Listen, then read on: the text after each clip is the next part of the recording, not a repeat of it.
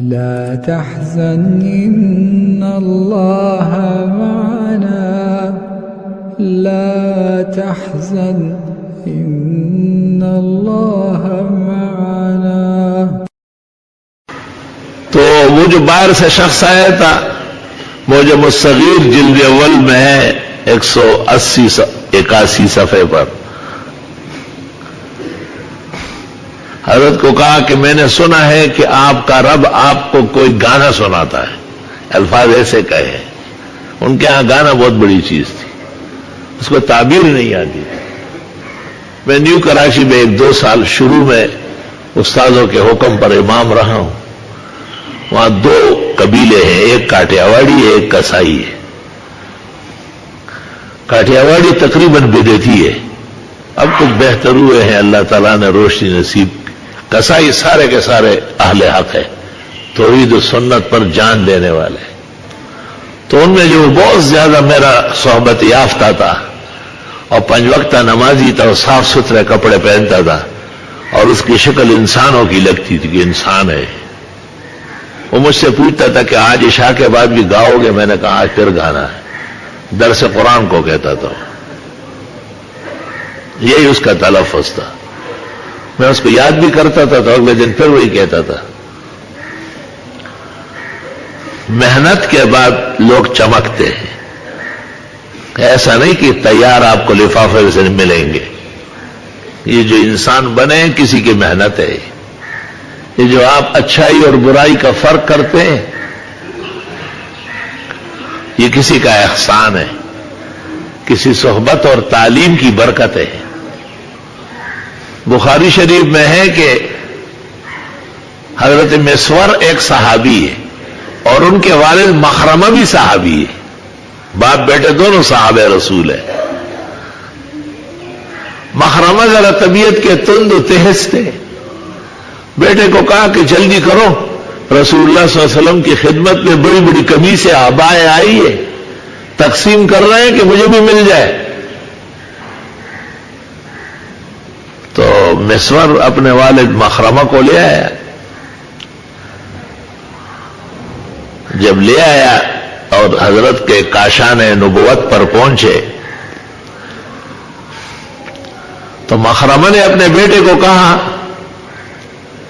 کہ ادعوہ، حضرت کو پکارو کہ میرا باپ مخرمہ آیا ہے. بخاری میں ہے مسور کہتے ہیں فکبر علیہ، مجھے بہت تکلیف ہو گئی، حضرت کو بلاؤں گا آپ کے لیے.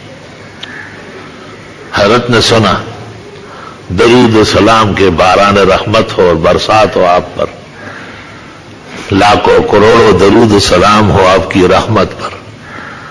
آپ باہر آئے، آوازیں سنی باپ بیٹے کی، خود تشریف لائے اور ایک بہترین قمیص یوں لپیٹ کے فرمایا حاضی اختبات لکا، یہ میں پہلے سے آپ کے لیے چھپا کے رکھا ہوا تھا کہ مخرمہ کو دوں گا. مخرمہ بہت خوش ہو گیا. آپ نے کہا رضی مخرمہ، خوش ہو گیا نا مخرمہ صلی اللہ علیہ وسلم. تو اس اعرابی نے رسول اللہ صلی اللہ علیہ وسلم سے کہا کہ سنا ہے کہ آپ کا رب آپ سے کچھ خاص قسم کی باتیں کرتا ہے. اس طرح سمجھنا، ہم ایسا کہیں گے. آپ نے کہا کہ ہاں مجھے وحی بھیجتے ہیں، وہ اللہ تعالیٰ جو مجھ سے باتیں کرتے اس کو وحی کہتے ہیں، اور اس وحی میں اس کا پورا پیغام ہوتا ہے. وہ میرے پاس آتا ہے لیکن ہوتا پوری امت کا ہے. ایسے موقع پر تفسیر قرطبی میں ہے خطاب للنبی و تعلیم للامہ. حضرت کو خطاب ہے، یا ایھا النبی یا ایھا الرسول یا ایھا المزمل یا ایھا المدثر، لیکن خطاب پوری تعلیم پوری امت کے لیے. آپ نے اس کو بڑے تسلی سے بٹھایا اور فرمایا کہ ابھی ابھی سورت اخلاص نازل ہوئی، چھوٹی سی سورت ہے، قل هو اللہ احد اللہ الصمد لم یلد ولم یولد ولم یکن له کفوا احد. آپ نے ایک ایک آیت پڑھ کر کے سنائی. اور وہ عربی تو فصیح بلیغ عربی تھا، نسلاً و ابن عن جدن آراب تھا. وہ عرب باعدہ کا فرد فرید تھا. وہ کھڑا ہو گیا جیسے سیاسی جلسوں میں جوشی لوگ کھڑے ہوتے ہیں، اور کہنے لگا نعم الہ الہنا، واہ خدا زندہ باد، کیا بہترین کلام کرتے ہو. اور اس صورت کے بارے میں کہا کہ یؤتی الجزیل ویقبل الیسیر، اتنا تھوڑا سا قبول کر کے اتنا مقام دے رہا ہے جو اس صورت میں بیان ہوا ہے. آپ اور ہم بھی سورۃ اخلاص پڑھتے ہیں، اور اللہ ہمیشہ پڑھنے کی توفیق دے. ہمارے بزرگوں نے جو قرآن مجید پڑھنا نہیں چاہتے، سورۃ یاد نے ان کو کہا فاتحہ کے ساتھ اخلاص پڑھو نا. حضرت گنگوئی کو ایک شخص نے کہا کافرون صحیح نہیں آتی، فرمایا دونوں رکعتوں میں سورہ اخلاص پڑھو. اللہ رسول اللہ صلی اللہ علیہ وسلم نے صحابہ کو کہا کہ دیکھو کیسا عجیب سا دیہاتی ہے، اور سورۃ اخلاص کیسے سمجھ گیا. اس کا پورا حاصل نکالا کہ اس سورت کا مطلب یہ کہ اللہ تعالیٰ جب راضی ہو جائے اور وہ پسند کر لے تو تھوڑے سے مختصر عمل پر بہت بڑا اجر و انعام دیتا ہے. چھوٹی سی سورت ہے عقیدہ توحید، جس کے سمجھانے کے لیے 100 انبیاء ہیں.